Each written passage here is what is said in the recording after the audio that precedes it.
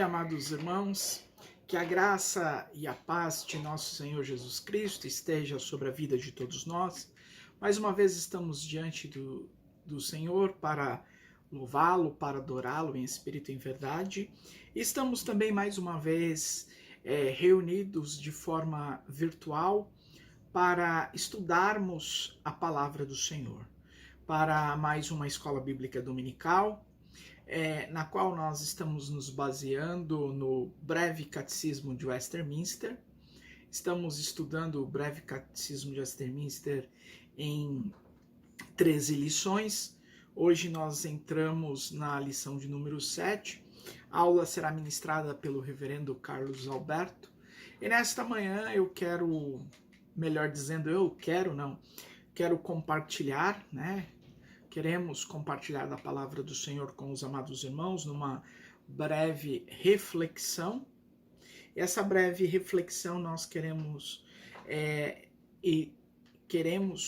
nos basearmos no livro de Salmos, capítulo 33, dos versos de 4 a 7.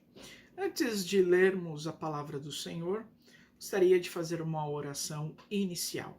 Eu convido os amados irmãos a abrirem suas Bíblias, livro de Salmos, capítulo 33, dos versos de 4 a 7.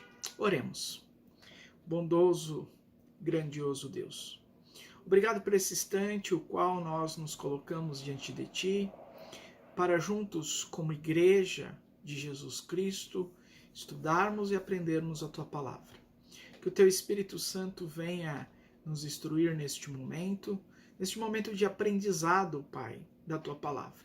Neste momento de refletirmos a Tua palavra, no momento no qual o reverendo Carlos Alberto também estará ministrando a aula desta manhã, ó Pai.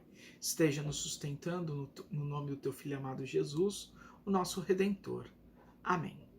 Amados irmãos, o livro de Salmos, capítulo 33, dos versos de 4 a 7, nos diz assim: a palavra do Senhor é reta, da fidelidade nascem as suas obras. Ele ama a justiça e a retidão. A terra está cheia da bondade do Senhor. Os olhos do Senhor estão voltados para os que temem, para os que esperam na sua bondade, para libertar da morte as suas almas e os eliminar no tempo da fome. A nossa alma espera no Senhor. Ele é o nosso amparo e protetor. Venha sobre nós a vossa bondade, porque em vós esperamos, Senhor. A liturgia do 29º domingo do tempo comum lembra-nos mais uma vez que a lógica de Deus é diferente da lógica do mundo. A lógica de Deus é diferente da lógica do mundo. Convida-nos a prescindir dos nossos projetos pessoais, de poder e de grandeza, e fazer da nossa vida um serviço aos irmãos e irmãs. E é no amor, na entrega, de que serve humildemente os irmãos e irmãs que Deus oferece, aos homens a vida eterna e verdadeira. Amados irmãos, a lógica de Deus é diferente da lógica do mundo ou da lógica humana. Por muitas vezes, nós queremos, dentro da nossa vida, adquirirmos conhecimento para nos levar a uma grandeza pessoal. Não estou falando aqui de maneira nenhuma que é errado nós termos objetivos, traçarmos metas para nossas vidas, termos um crescimento intelectual, termos um crescimento profissional, termos um crescimento financeiro. Não é nesse sentido que eu quero dizer que sou contrário.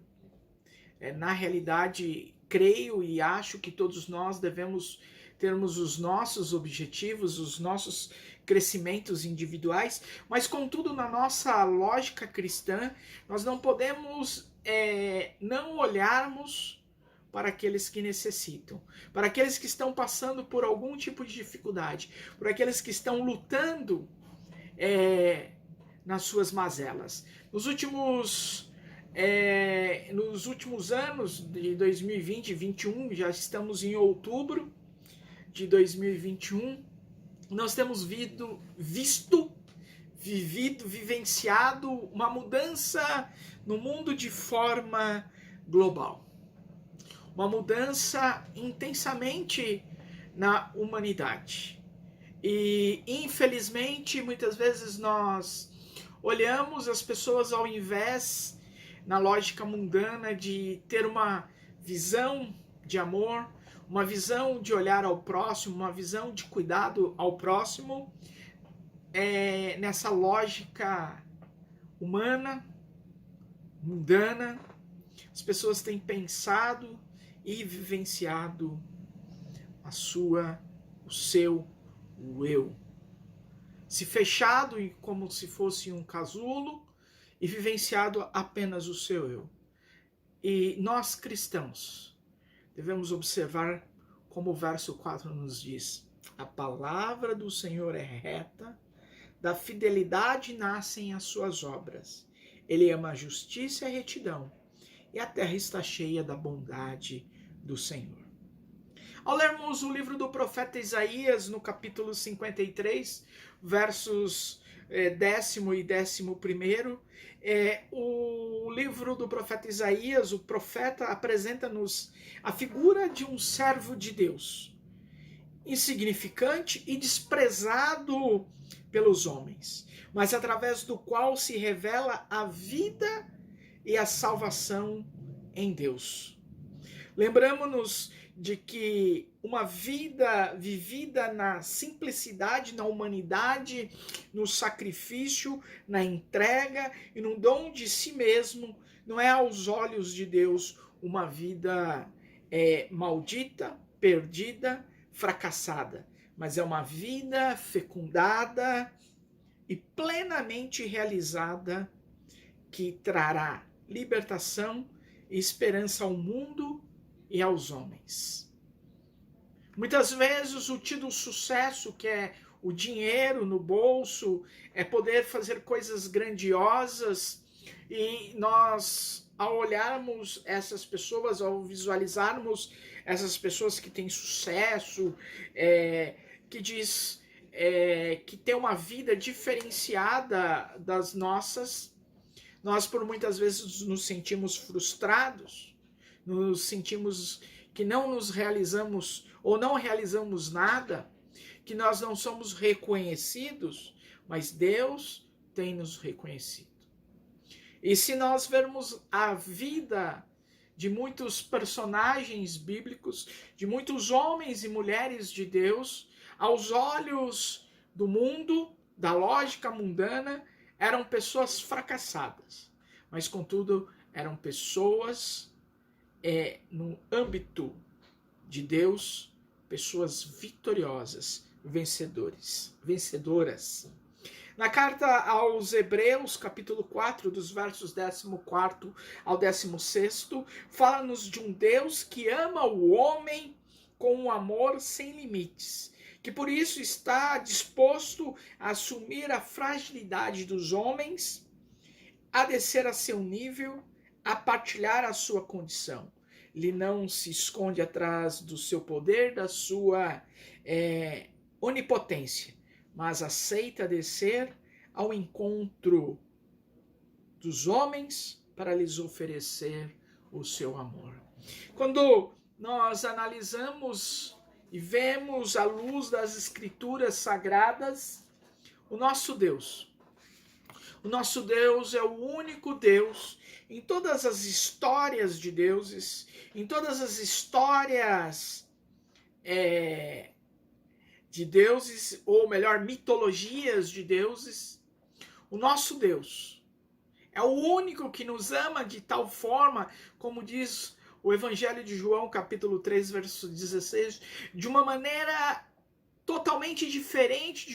O apóstolo apóstolo São Paulo, em suas epístolas, por diversas vezes, nos diz: sede meus imitadores, como eu sou imitador de Cristo. Somos convidados a ser imitadores de Cristo, pois se somos servos, se somos discípulos de Cristo, nós vivemos a lógica de Deus. E a lógica de Deus é diferente do mundo. É diferente que a humanidade prega. É diferente daquilo que os homens querem para as nossas vidas. Porque o nosso Deus é um Deus diferente. É um Deus que nos resgatou do lamaçal do pecado e nos deu vida eterna. Nos fez coercer.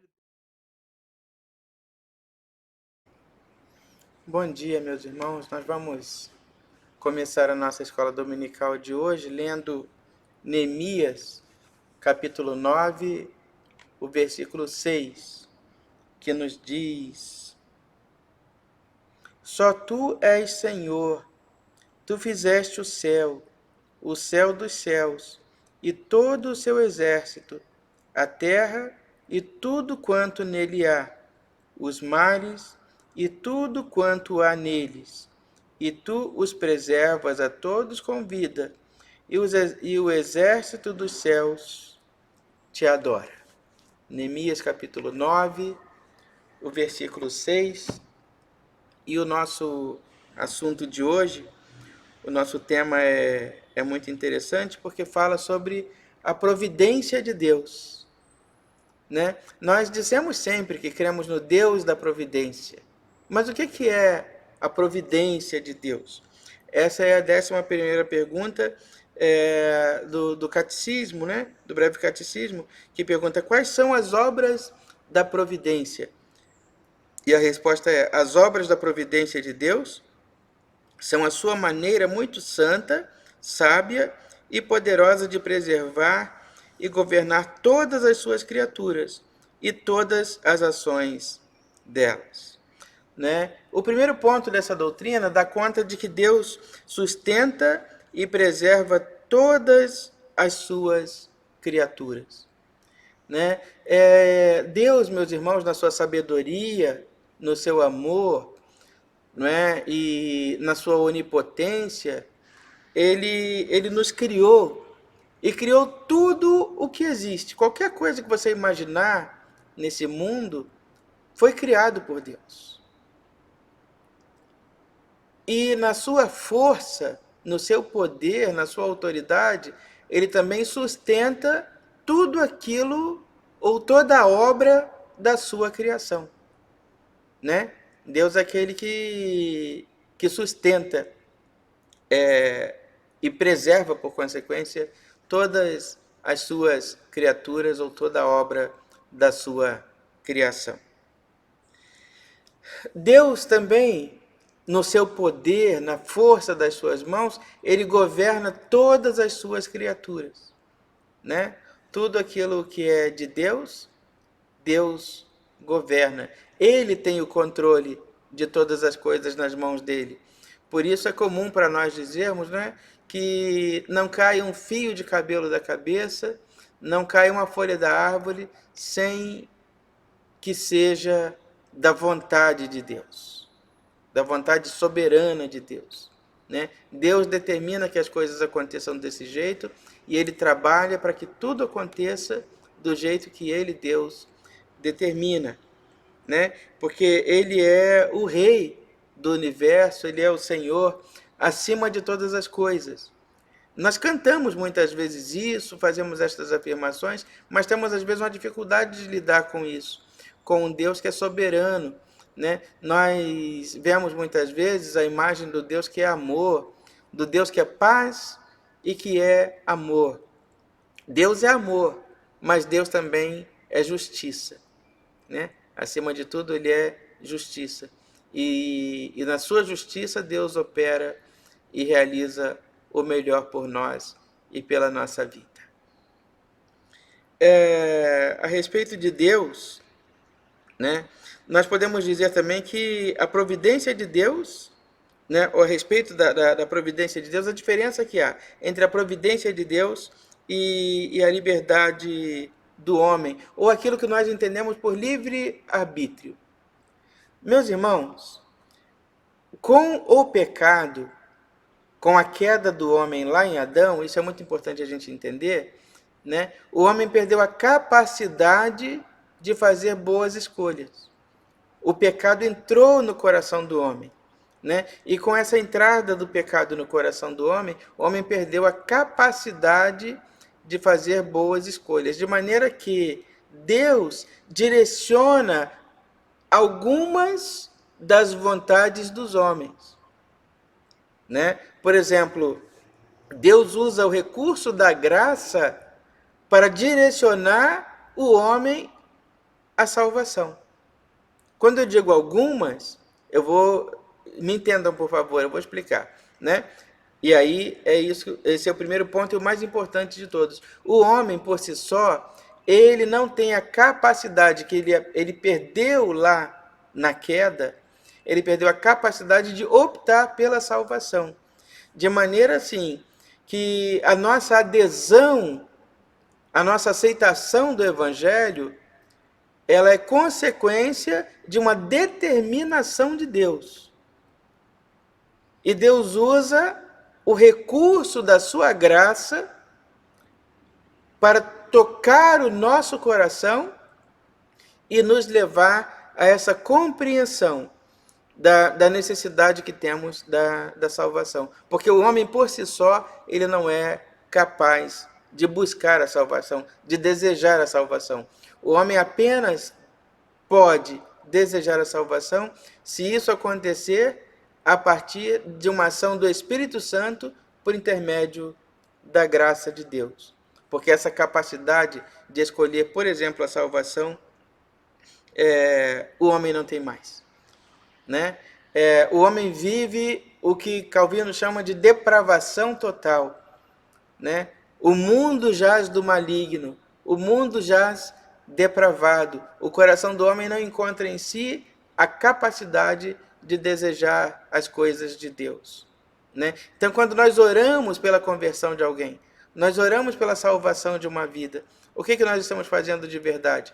Nós estamos orando para que Deus tenha misericórdia daquela vida, envie o seu Espírito Santo com o recurso da graça salvadora e resgate aquela vida das garras do pecado. Porque o coração do homem tende ao pecado, à morte e a tudo aquilo que é ruim. O coração do homem, por si só, não é capaz de desejar coisas boas, coisas abençoadoras, coisas que pertençam à salvação. Aí entra, meus irmãos, como eu disse, né?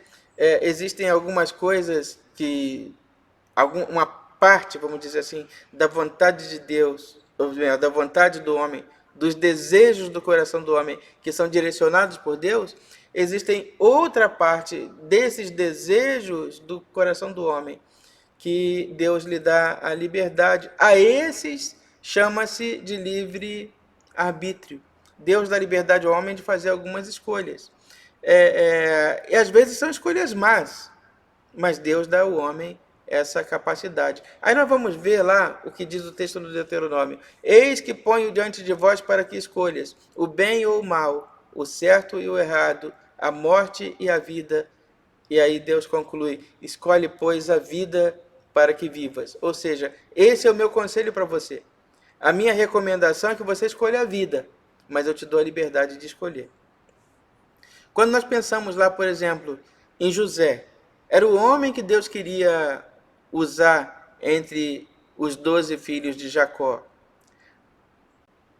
Deus não impediu que os irmãos de José o vendessem como escravo aos mercadores e que, por consequência, ele fosse parar na terra do Egito.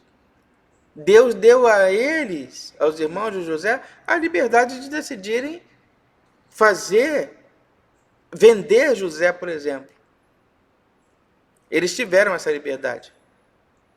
Mas Deus permaneceu no controle, cuidando de José até a sua chegada e durante toda a sua estada no Egito, durante todo aquele período, durante todo aquele processo, Deus esteve cuidando de José e direcionando a vida e os caminhos de José, né? Apesar de ter dado aos seus irmãos essa liberdade de agir assim.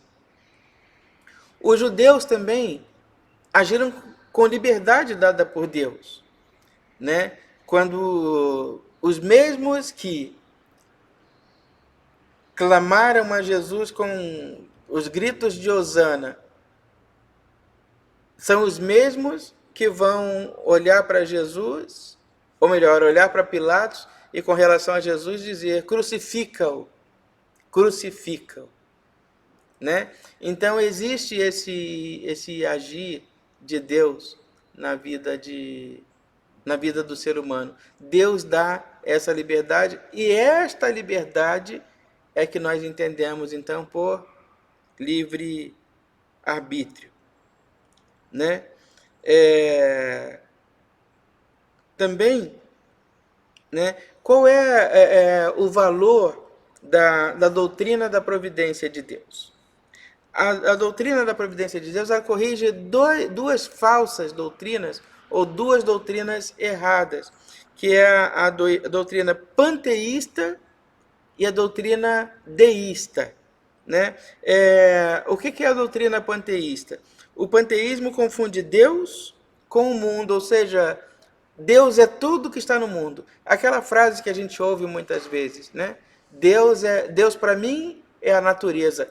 Algumas pessoas dizem isso, não estou afirmando isso não. Mas quem é que nunca ouviu essa fala? Ah, Deus para mim é a natureza, são os passarinhos, são as árvores, são os animais, tudo isso para mim é Deus. Essa é a doutrina panteísta, né? Essa é a doutrina panteísta. E a doutrina deísta separa Deus do mundo, ou seja, entende que Deus criou o mundo, estabeleceu leis, colocou em movimento e deixou para lá, né? Ou seja, Deus fez tudo o que a gente conhece. Deus criou esse mundo aí que a gente conhece, nesse padrão, desse jeito, absolutamente assim, e abandonou para lá. E deixou. E não se importou, né, com o mundo. Nós acreditamos numa doutrina que se chama de doutrina teísta. Entenda, é diferente de deísta. Teísta, com T de tatu, né? Ou seja, Deus criou o mundo, pôs para funcionar, deu ao mundo essa forma que ele tem, mas ao mesmo tempo Deus continua no controle sobre todas as coisas, tendo o controle de todas as coisas nas suas mãos, ainda até daquelas coisas para as quais ele deu ao ser humano a liberdade de decidir. Ainda assim, Deus continua no controle, né? Deus continua tendo o controle de todas as coisas.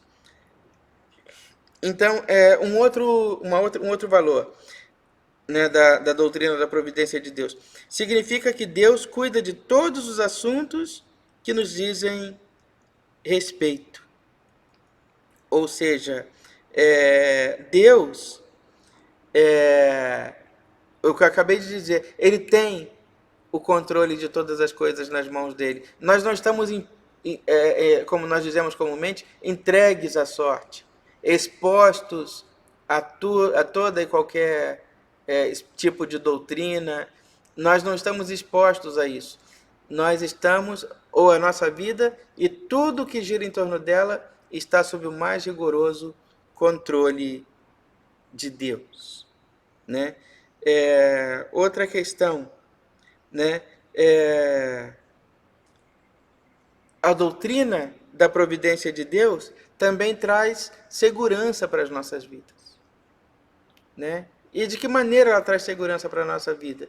No momento em que nos faz entender que a nossa vida está sob o mais rigoroso controle de Deus. né? Então Deus está nos cuidando, Deus está nos protegendo, Deus está nos livrando, Ele está agindo a nosso favor em todo o tempo e de toda forma sempre, né? Porque Ele tem em todo o tempo o controle de todas as coisas nas suas mãos.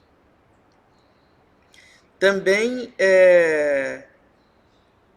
esta doutrina, ela nos traz um grande consolo em face às dificuldades e às lutas que nós enfrentamos, porque nós sabemos que um dia nunca é e nunca será igual ao outro.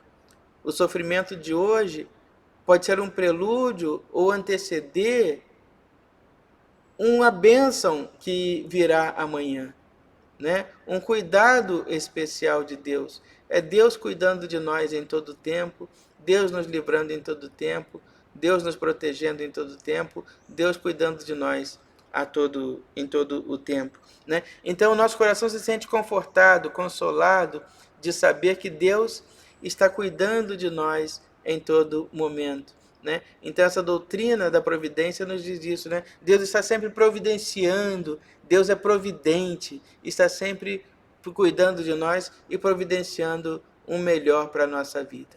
Estas são as bases, meus irmãos, da doutrina, né? Da doutrina da providência de Deus, né? É assim que Deus age na nossa vida, é assim que Deus cuida de nós, é assim que Deus nos protege. Que Deus nos guarde, que Deus nos abençoe, que Deus nos livre de todo mal, que Ele nos proteja, nos atenda às orações em todo o tempo.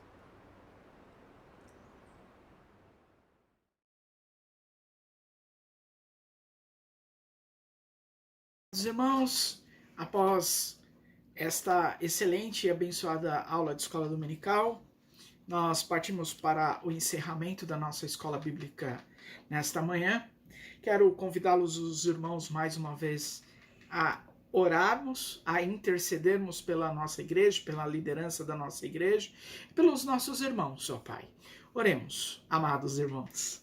Grandioso, bondoso Deus, obrigado por esse instante maravilhoso, nesta manhã de estarmos aprendendo da Tua Palavra, através das palavras do reverendo Carlos Alberto, através dos ensinamentos que o Senhor nos trouxe na introdução, através da Sua Palavra.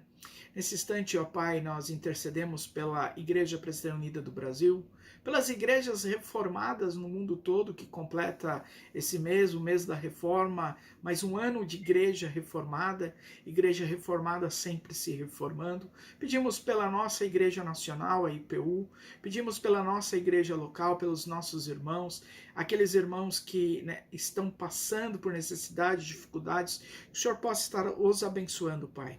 Também abençoando os pastores da nossa igreja, o pastor principal, titular, o reverendo Carlos Alberto, o nosso conselho, os nossos presbíteros, presbíteras, esteja abençoando também a nossa mesa diaconal, os diáconos, as diaconisas, ó Pai, esteja abençoando todos os nossos irmãos em Cristo, ó Pai, esteja abençoando aqueles que também comemoram mais um ano de vida, Pai, na Tua presença. Obrigado por tudo que o Senhor tem nos dado, ó Deus, e protegido-nos, ó Pai. Que o Senhor possa estar nos abençoando esta semana, seja mais uma semana de bênção e vitórias apesar das lutas, ó Pai. Obrigado por tudo que o Senhor tem nos dado em Cristo. Amém. Que os amados irmãos tenham uma excelente, abençoada semana, em nome do Pai, do Filho e do Espírito Santo. Amém. Amém.